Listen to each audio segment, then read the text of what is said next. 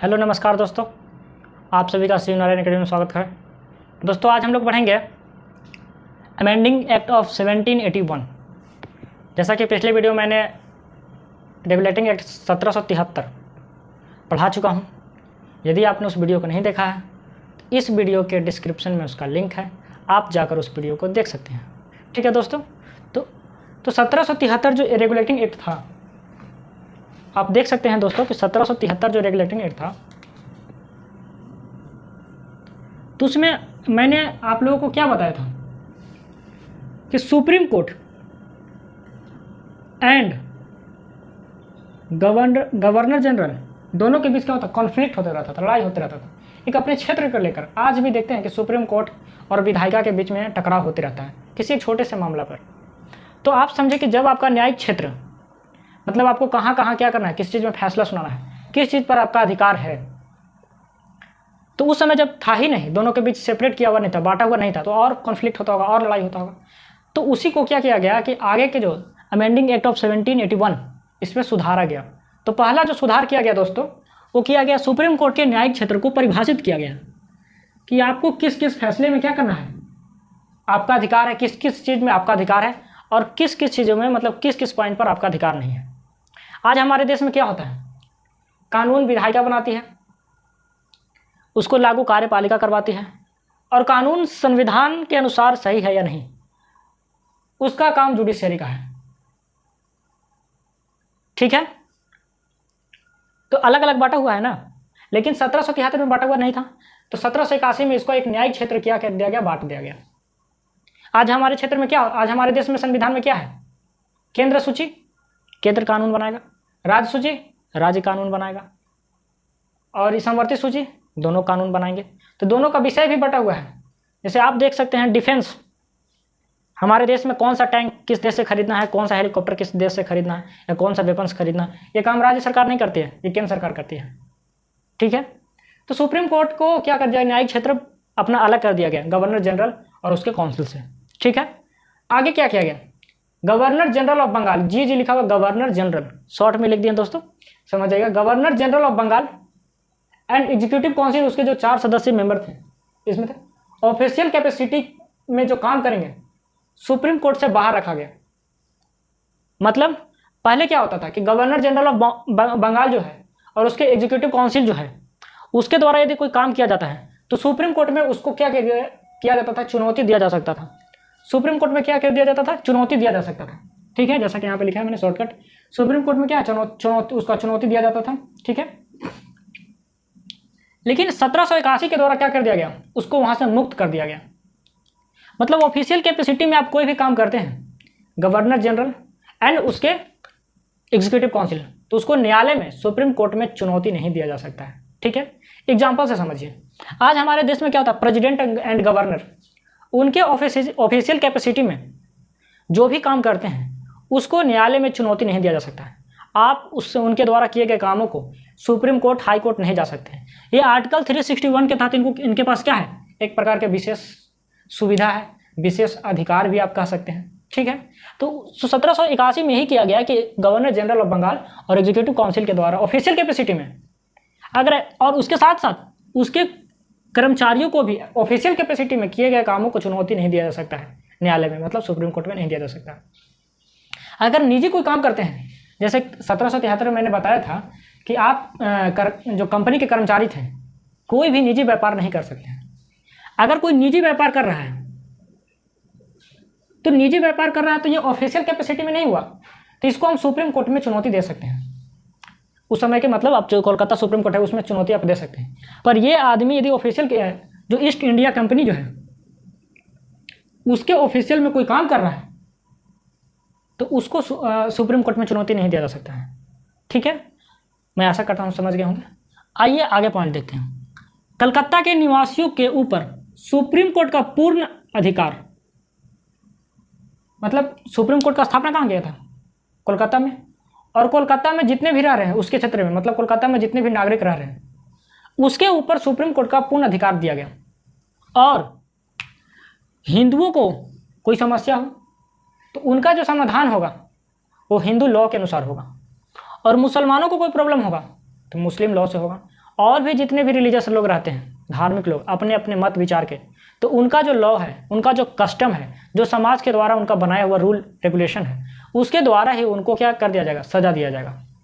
ठीक है, आगे देखिए, प्रोविंशियल कोर्ट के खिलाफ, जैसा कि मैंने क्या बताया था, एक बंगाल था, बंगाल के अंतर्गत कौन था, बॉम्बे था और मद्रास था। तो ये भी प्रोविंसेस थे, इनके भी अपने अपने कोर्ट थे और इनके भी अपने अपने काउंसिल थे। ठीक है, गवर्नर जनरल के काउंसिल यहाँ भी होते थे, क्योंकि गवर्नर जनरल यहाँ भी होते थे। ठीक है, तो प्रोविंशियल कोर्ट के खिलाफ जो है गवर्नर जनरल इन काउंसिल के पास जाएगा केस, सुप्रीम कोर्ट में नहीं जाएगा। आप ऐसे एग्जाम्पल समझिए, आज हमारे डिस्ट्रिक्ट कोर्ट ने अगर कोई फैसला सुना दिया, कोई डिस्ट्रिक्ट कोर्ट ने फैसला सुनाया, तो आप उस फैसले के खिलाफ कहाँ जाते हैं, हाई कोर्ट। हाई कोर्ट ने यदि कोई फैसला सुनाया तो आप कहाँ जाते हैं, सुप्रीम कोर्ट। एक चैन है जुडिशियरी का, चैन है ना।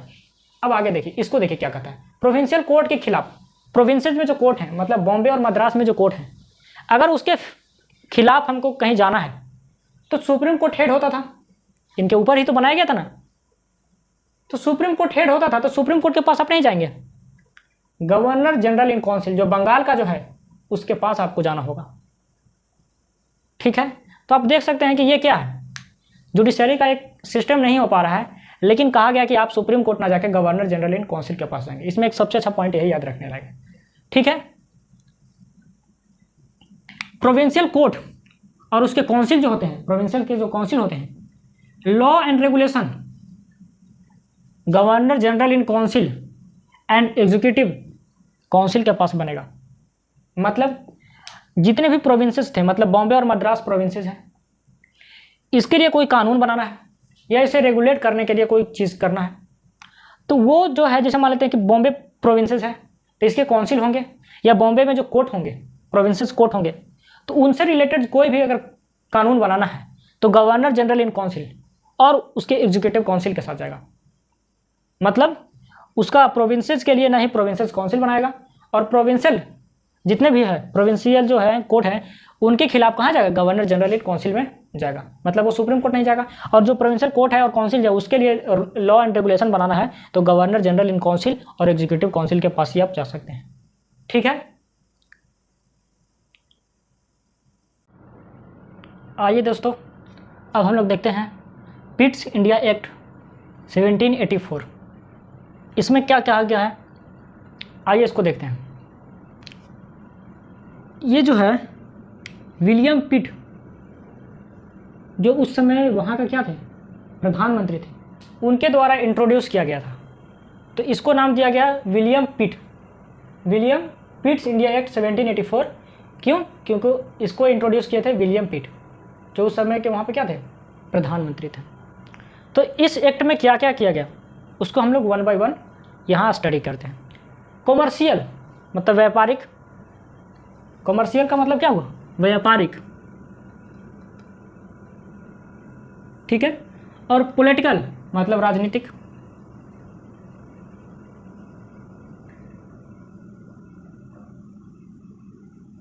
जो कार्य थे कंपनी के, उसको सबसे पहले कहा गया कि नहीं, इन सबको सेपरेट कीजिए। कॉमर्शियल जो काम है, व्यापारिक जो काम है कंपनी का, और पॉलिटिकल फंक्शन, क्योंकि इससे पहले कंपनी दोनों साथ साथ कर रही थी। ठीक है, तो दोनों को अलग कर दिया गया। कॉमर्शियल में रखा गया क्योंकि कॉमर्शियल के अंदर क्या होता था, कॉमर्शियल के अंदर ट्रेड होता था इंडिया बिटवीन ब्रिटेन के। ठीक है, और पॉलिटिकल फंक्शन में क्या होता है, रेवेन्यू, राजस्व, जो भी लगाना है टैक्स, इसके अंतर्गत होता है। ठीक है दोस्तों, तो पॉलिटिकल फंक्शन यदि कंपनी कर रही है तो आप देखें तो एक प्रकार का सरकार का भी काम कर रही है और एक प्रकार का व्यापार का भी काम कर रही है। तो ऐसा कभी हो सकता है कि एक कंपनी जो है सरकार भी चलाए और ये एक रूप में वो मतलब एक कंपनी है जो एक रूप में व्यापार भी करती है और एक रूप में सरकार भी चलाती है। तो सबसे पहले कहा गया कि नहीं भाई, इन दोनों को अलग अलग कीजिए। तो 1784 में दोनों को अलग अलग कर दिया गया। तो commercial function and political function अलग अलग किया गया। तो दोनों को देखने के लिए कोई बॉडी बनाइएगा ना, आप किसी भी चीज़ को अलग कर रहे हैं। जैसे आप देखिए, मान लेते हैं कि आज कोई भी साथ साथ बहुत दिनों से चलते आ रहा है कोई भी सिस्टम है, और उसको आप सेपरेट कर रहे हैं, तो जिसको सेपरेट कर रहे हैं उसे देखभाल करने के लिए, उसे संचालित करने के लिए, उसे रेगुलेट करने के लिए कोई ना कोई आपको एक बॉडी बनाना पड़ेगा, एक एग्जीक्यूटिव काउंसिल बनाना पड़ेगा, ठीक है। तो कॉमर्शियल फंक्शन के लिए तो कोर्ट ऑफ डायरेक्टर पहले ही बन चुका था, कोर्ट ऑफ डायरेक्टर 1773 में मैं बता चुका हूँ इसमें, अगर आपने नहीं देखा है तो इस वीडियो के डिस्क्रिप्शन में लिंक है, आप जाकर वहाँ से देख सकते हैं। और जो नया एक पॉलिटिकल फंक्शन जो किया गया उसको देखने के लिए एक बोर्ड ऑफ डायरेक्टर, एक क्या है, कमेटी बनाया गया, एक काउंसिल बनाया गया। बोर्ड ऑफ डायरेक्टर क्या है, एक बॉडी बनाया गया जिसके थ्रू कंपनी के पॉलिटिकल फंक्शन को क्या किया गया, रेगुलेट किया गया। और कॉमर्शियल फंक्शन तो 1773 में कोर्ट ऑफ डायरेक्टर बन चुका था, ठीक है। अब देखें, ईस्ट इंडिया कंपनी के टेरिटोरियल को पहली बार ब्रिटिश आधिपत्य का क्षेत्र कहा गया। ब्रिटिश आधिपत्य, यहां पे देखिएगा, अब यहां पे देखिए, कंपनी आई थी ईस्ट इंडिया कंपनी 1600 में एज ए व्यापार करने के लिए। बहुत सारे राजाओं से कंपनी क्या करती है, युद्ध करती है, और उस क्षेत्र को मान लेते हैं जीत गई, ये कंपनी जीत ली, इस क्षेत्र को कंपनी ने जीत लिया। अब इस क्षेत्र को कंपनी का टेरिटोरी मतलब उसका अधिकार क्षेत्र है, उस कंपनी का हो गया, किसका, ईस्ट इंडिया कंपनी का। लेकिन 1784 का एक्ट है, उसमें कहा गया कि नहीं, ब्रिटिश आधिपत्य का क्षेत्र, कंपनी का आधिपत्य क्षेत्र नहीं, ये ब्रिटिश आधिपत्य का क्षेत्र, मतलब ये ब्रिटेन के एक क्षेत्र हो गया, कंपनी का नहीं। मतलब ईस्ट इंडिया जो कंपनी थी उसका अधिकार क्षेत्र नहीं हो गया, बल्कि यह ब्रिटिश सरकार का यह अधिकार क्षेत्र हो गया।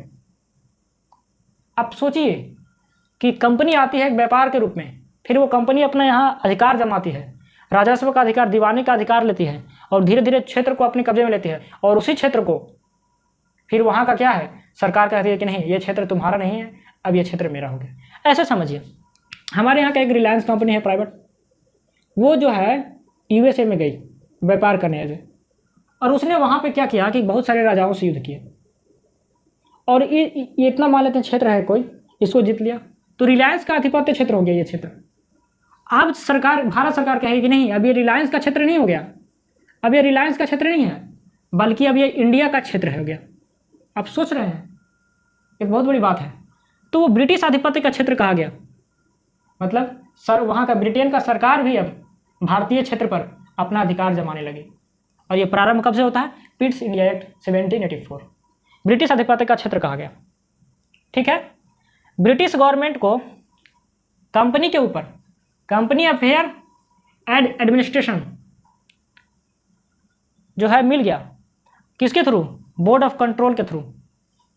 मतलब कंपनी के ऊपर क्या है, ब्रिटेन सरकार का अब क्या हो गया, उसके ऊपर कंट्रोल हो गया, और कंट्रोल हुआ कंपनी अफेयर एंड एडमिनिस्ट्रेशन, उसके प्रशासनिक जितने भी कार्य थे उसके ऊपर भी क्या हो गया, कंपनी का ब्रिटेन का, ब्रिटिश सरकार का क्या हो गया, आधिपत्य हो गया, अधिकार हो गया। और किसके थ्रू हुआ, बोर्ड ऑफ कंट्रोल के थ्रू। क्यों हुआ क्षेत्र, क्योंकि अगर कहीं भी आप अपना अधिकार वहां पे जमाते हैं, इसका मतलब पॉलिटिकल राइट आपके पास हो गया। और बोर्ड ऑफ कंट्रोल क्या काम कर रहा है, पॉलिटिकल फंक्शन को कंट्रोल कर रहा है। और ब्रिटिश सरकार, ब्रिटिश आधिपत्य, यहाँ पे देखिए, ईस्ट इंडिया कंपनी के टेरिटोरीज को पहली बार ब्रिटिश आधिपत्य कहा, तो एक पॉलिटिकल फंक्शन हुआ ना, और पॉलिटिकल फंक्शन को कौन देख रहा है, बोर्ड ऑफ कंट्रोल, ठीक है। अब देखिए, अब द्वैत शासन का प्रारंभ होता है, आप मान सकते हैं, क्योंकि एक कोर्ट ऑफ डायरेक्टर शासन कर रहा है, और एक क्या है, बोर्ड ऑफ कंट्रोल डायरेक्टर शासन कर रहा है, तो द्वैत शासन आप कह सकते हैं इसको। आखिर आप देखें तो इसके पीछे कुछ ना कुछ हिस्टोरी होता है। अगर आप पॉलिटी पढ़िएगा तो हिस्टोरी रहेगा, हिस्ट्री रहेगा, तो उसके पीछे कुछ ना कुछ एक इतिहास का पन्ना से जब आप देखेंगे या कनेक्ट करेंगे तो आपको एक आइडिया मिलेगा, और एक क्लियर आइडिया मिलेगा। आप देखिए, हमारे कॉन्स्टिट्यूशन में क्या है, आर्टिकल 17 में अनटचेबिलिटी को क्या कर दिया गया, बैन कर दिया गया। तो इसका एक आप देखें तो पॉलिटिकल राइट हो गया आपके पास, और फंडामेंटल राइट भी है। पॉलिटिक्स के थ्रू आपके पास राइट मिला ना, तो इसका हिस्टोरिक बैकग्राउंड है, ऐतिहासिक पृष्ठभूमि है कि हमारे देश में हजारों साल से छुआछूत की प्रथा चलते आ रही थी। तो आप देखें कि आखिर इतने जल्द सरकार क्यों ला रही है, ब्रिटिश सरकार इतने जल्द कानून क्यों ला रही है, उसके पीछे एक रीजन था। उसके पीछे रीजन था अमेरिकी क्रांति। अमेरिका में उस समय स्वतंत्रता के लिए बहुत ही ज़्यादा तेज, आप कह सकते हैं बहुत ही तेज, वहाँ का क्या हो रहा था, बहुत ही तेज क्रांति हो रही थी, बहुत तेज।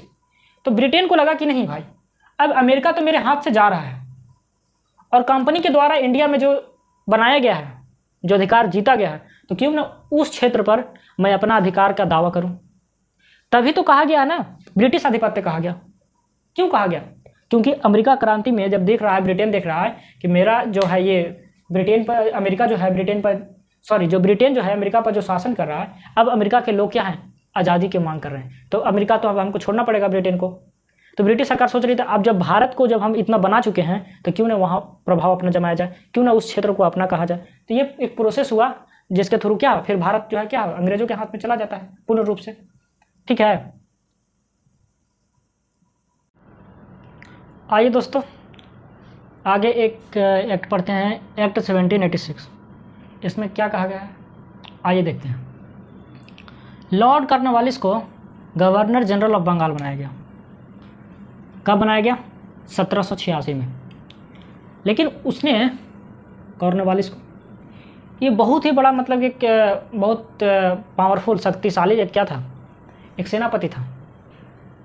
अमेरिकी स्वतंत्रता संग्राम में क्या है ये ब्रिटेन की तरफ था, वहाँ से हार के आया था। पर इसका मतलब ये नहीं कि अगर कोई हार गया तो उसके पास एबिलिटी नहीं है, कैपेसिटी नहीं है। उसके पास होता है।